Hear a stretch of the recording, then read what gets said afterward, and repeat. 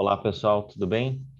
Então, como eu já havia adiantado em vídeos anteriores, né, tentar dedicar aí algumas postagens nossas com relação à NBA, aos playoffs especialmente. Então, o tema de hoje e o que vai ao ar daqui a 2 semanas vão ter a ver com jogadas, com atuações individuais nos playoffs, nas finais. O tema escolhido para hoje é qual foi a maior jogada defensiva da história da NBA. Quando eu falo maior jogada defensiva, naturalmente você não espere toda uma triangulação da defesa, como que eles conseguiram derrubar o adversário, e sim uma jogada específica, num momento específico, uma ação defensiva, né? Que acaba sendo, para o efeito daquele jogo, para o efeito do pós-jogo, tão importante quanto terá sido uma cesta. Primeira menção, que vai aparecer no final do vídeo para vocês, qual foi a maior cesta da história da NBA, né? Um vídeo que eu fiz aí há 1 ano e meio atrás, mais ou menos, no qual eu descrevo algumas das cestas mais importantes da história da NBA, tentando chegar a um consenso qual seja a principal, né? Então, os critérios que eu utilizei lá vão ser muito semelhantes aos de hoje.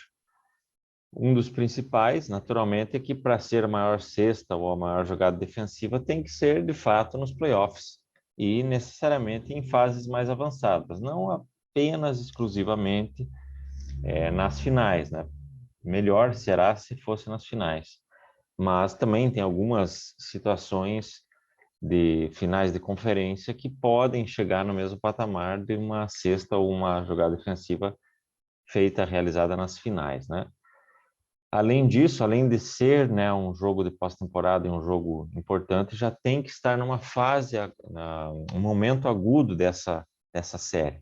Então, tem que ser num jogo 7 ou num jogo que já pode matar a série ou que poderia causar eliminação, evitando assim a eliminação, ou matando a série, ou o jogo 7, né, que aí para os dois é a mesma coisa, né? O jogo 7 é o jogo 5, como teve muito tempo atrás, as séries, né, as primeiras rodadas eram um melhor de 5, né? E além disso, no jogo tem que estar também cronômetro, se não para zerar, se não para ser aquele buzzer beater, ou para causar uma prorrogação, para evitar uma prorrogação, para vencer o jogo, enfim, tem que ser condensado então esses fatores. Pós-temporada, numa série avançada, dessa série avançada tem que estar num estágio avançado para fechar a série de fato naquele dia, e no próprio jogo tem que estar também no momento de close out the game. Então, sob esses critérios é que eu vou selecionar aí as maiores jogadas defensivas da história da NBA. Não vá pensando apenas que você vai ver um festival de tocos, que você vai ver o toco mais impressionante ou coisas do tipo. E sim, tem que somar esses critérios todos, né? Então, eu vou citar aí as menções honrosas, como é praxe. Aí cito duas e explico por que elas não vão entrar e fecho com duas para nós decidirmos optarmos por apenas uma delas. Ou, quem sabe, optar pelas duas a seu modo, né? Então vamos lá, alguns dos grandes momentos da história da NBA de fato são em roubadas de bola ou em tocos, né? Eles nascem de momentos em que você esperava uma cesta, que você esperava que estava tudo tranquilo e de repente surge aquele defensor e arranca a bola e define a série na jogada defensiva. Às vezes proferindo um passe para o outro que vai concluir com uma cesta ou apenas aquela roubada de bola que mata tudo. E é talvez nessa diferença que vai fechar para nós as maiores jogadas defensivas de todos os tempos. Então, primeiro as minhas duas menções honrosas, né? Uma delas vai para Wilt Chamberlain no jogo 7, né, das finais de conferência de 1973 contra o Chicago Bulls. Era um lance que já foi inclusive descrito pelo Norm Van Leer, que era o armador do Chicago Bulls, né? Ele fala assim, não, estava tranquilo na minha cabeça, fechou. Eu já tinha feito aquela cesta naquele tipo de jogada tantas e tantas vezes, e sabendo do placar, era tranquilo. Talvez a sensação que me deu é que fez eu esquecer do que poderia acontecer, né? Ele narra, tem um texto longo, a maior memória dele pelos Bulls, na verdade, não é de um grande, não foi campeão, né? Mas não é de um grande sexta, um grande jogo, e sim dessa situação que aconteceu. Então tá, pessoal, todos os eu vou narrar essas cenas, vou colocar as imagens sobrepondo, mas vou deixar o link para cada uma desses vídeos vocês poderem acompanhar. Eu já fiz vários vídeos com espelhamento de tela, inclusive esse das cestas, mas o som acaba sendo muito prejudicado, sem contar que em alguns casos entra propriedade de direitos autorais, então ou o vídeo é derrubado ou então o trecho, eu narro o trecho e ele some, né? Então é por conta disso que eu vou utilizar as imagens e deixo para vocês verem nos vídeos os links específicos desses lances. Então esse lance, né? Norm Van Lier vem para matar e o Chamberlain pula com a mão esquerda e tira, nesse arremesso dele, na trajetória da bola, ele consegue impedir. E além disso, ele pega a bola, faz um passe para o Gail Goodrich, que mata a cesta e fecha a série ali na sequência. Então, além de tudo, o Norm Van Lier narra que após o jogo, o Chamberlain não foi celebrar, não caiu fora, pelo contrário, ele foi lá no vestiário deles parabenizá-lo, incentivá-lo a continuar, porque o Chamberlain já estava seria a última temporada, né? Ele faria as finais ali e encerraria sua carreira na NBA, ao passo que o Norm Van Lier teria ainda um bom tempo para jogar. Então ele quis mostrar e dar esse respeito a ele. E a outra jogada que eu menciono nas finais de conferência também de 2020, né? Foi aquela na bolha. Miami Heat contra Boston Celtics, primeiro jogo, no último lance praticamente para fechar, o Jason Tatum vem para fazer uma cravada e o Bam Adebayo, né, do Miami Heat, ali embaixo, pula junto com ele e impede, né, já dentro da sexta quadra de bola ele consegue impedir. Então, por que essa e a do Chamberlain ficam de fora? Essencialmente vai ser por serem finais de conferência, muito embora para nós as principais vai ter um caso aí de final de conferência também.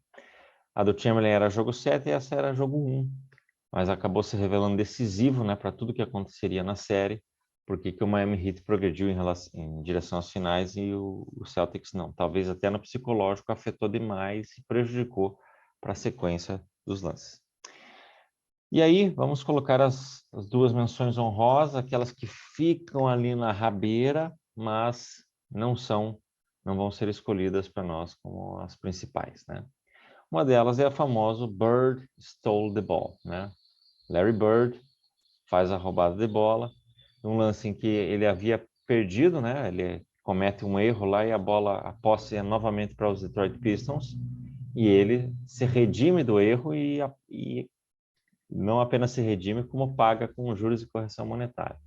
Então, a posse de bola é dada para os Pistons ali, e eles também, ensoberbecidos, talvez em alguma situação, tentam o passe, o Bird vem correndo, consegue efetuar a roubada de bola e faz o passe. Cesta do Celtics acaba ganhando uma vantagem na série que se revelaria decisiva para o final e não teria mais chance, né, para os Pistons. Isso eu acho que era nas finais de conferência de 87, né? Os Celtics iriam às finais contra o Lakers. Então esse é um lance famosíssimo, né? Lembrado, né? Bird stole the ball. E a outra vai ser do Hakeem Olajuwon, né? Nas finais de 94, era Houston Rockets e New York Knicks. Tava 3-2 pro Knicks. E há uma chance, o John Starks, ele já tinha um bom jogador, né? Ele All-Star e naquele jogo mesmo ele já tinha feito, acho que 8 arremessos de 13 e matado 5. Aí ele recebe a bola, vai para aquele arremesso para fechar, né? Seria uma das maiores cestas da história caso fosse concluída. E aí o Hakeem Olajuwon vem, pula lá no quinto andar e consegue tirar, né, a bola dele e mantém a vitória dos Rockets, levando assim para o jogo 7. Então, foi extremamente crucial aquela jogada defensiva, como eu disse, poderia se tornar uma das maiores cestas da história, né, porque contra o Hakeem Olajuwon, por mais que fosse um bom jogador, um arremessador de três, contra o Hakeem Olajuwon já daria um peso a mais. Mas acaba, então, sendo uma das maiores jogadas defensivas de todos os tempos. Então, essa e a do Bird, elas ficam para nós aí no quarto final, porque levaram a série à frente, né? Ou seja, conseguiram postergar o que poderia ser uma derrota, uma eliminação, e eventualmente o time conseguiu vencer. Então, eles contribuíram para que não apenas não fossem derrotados, como futuramente permitisse a chance de vencer a série final, no caso dos Rockets, e as finais da conferência para levar para a final, no caso do Larry Bird. E aí chegamos às duas principais, né? Uma coisa importante aqui ser colocado, que o critério de ser fase final foi muitíssimo importante, mas eu fiz essa mescla porque eu entendi quão importante é, né, o momento em que acontece essa jogada defensiva, o momento do jogo, o que representava para a série, e também vou levar em consideração muito o adversário. Então, nesses dois casos que ficam para nós, tratava-se de adversários de primeiríssimo nível. E tanto um lance quanto o outro, no fim das contas, vão representar a possibilidade de título. Claro que a escolha pelo número 1 vai se dar ao fato de que era numa final, ao passo que esse outro era numa final de conferência. Mas era uma final de conferência, jogo 7, posse de bola do adversário, né? Estava 110 a 109 para os Boston Celtics, lance para o Philadelphia 76ers, uma posse seria uma tentativa de arremesso, não precisaria necessariamente ser um arremesso de longe, não precisaria ser aquela que o cara recebe e já tenta matar, né? Poderia haver uma pequena distribuição ali de bola, talvez um segundo passe para um arremesso e talvez, quem sabe, bater para dentro. Mas o que acontece é que justamente essa roubada de bola, ela evita, né, que haja essa derrota e leva às finais, né, que seria Celtics contra o Lakers, mais uma vez, e aí seria uma vitória um pouco mais tranquila dos Celtics contra o Lakers do que havia sido em outros anos.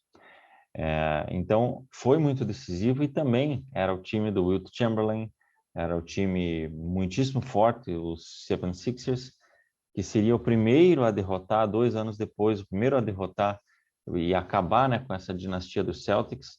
Nesse momento que eu estou falando, que eu estou descrevendo, o Celtics já defendia 5 títulos seguidos. Então, ele ia tentar aliás, já defendia 59, 60, 61, 62, 63, 64. Já tinha 6 títulos, já era hexacampeão e ia para o seu 7º título. Então, além de tudo, era uma série que nunca mais se repetiu, né, naturalmente.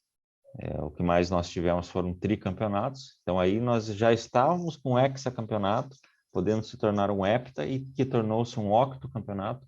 Somente o próprio 76ers, com a adição de alguns bons jogadores em 67, conseguiria evitar. E além disso, além de tudo, essa narração, né, era o tempo da rádio, com imagens muito esparsas, essa narração é absolutamente histórica. Essa roubada de bola que o Larry Bird faz, que eu citei para vocês, nas finais de conferência de 87, foi uma lembrança, uma reminiscência a isso, né? E, inclusive, está no Museu Americano. Esse termo, Havlicek stole the ball, é um dos mais conhecidos, mais importantes da história da NBA.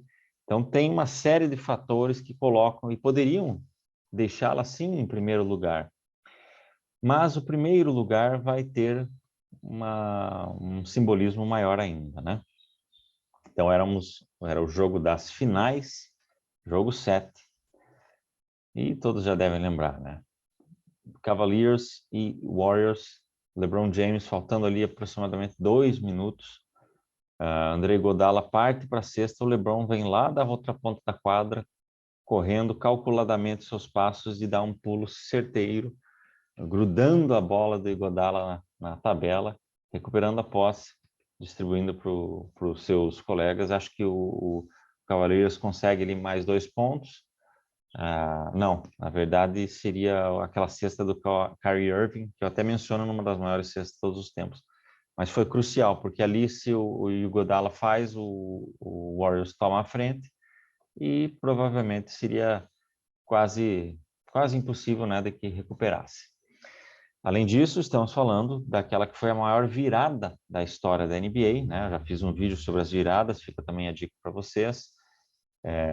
Estava perdendo de 3-1, virou para 4-3. Isso aconteceu apenas 12 vezes ao longo da história da NBA, inclusive essa do Chicago Bulls, do Chamberlain, que eu menciono, mas, aliás, essa não foi essa. Essa foi 4-3, mas não foi virada. Foi em 70, uma virada contra os Phoenix Suns.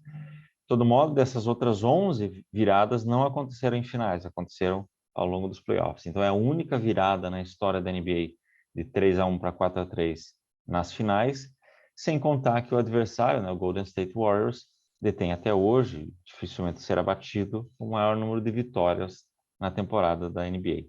Então, pela qualidade dos adversários, pelo crucial que foi o lance, essas são as duas maiores, mas essa do LeBron acaba se tornando a maior de todos os tempos. Fica também a dica para você ver aí, não apenas o vídeo, mas a descrição do André Kfouri, muitíssimo bem elaborado no dia seguinte a essa vitória dos Warriors e dos Cavaliers, esse lance do LeBron. Ele descreve que ela realmente está no patamar das grandes cestas de todos os tempos, né? Se o LeBron fosse ser definido em um lance na história, não seria nenhuma cesta, que ele fez várias, nenhuma assistência mágica, e sim nesse toco. Beleza, pessoal? Um abraço a todos.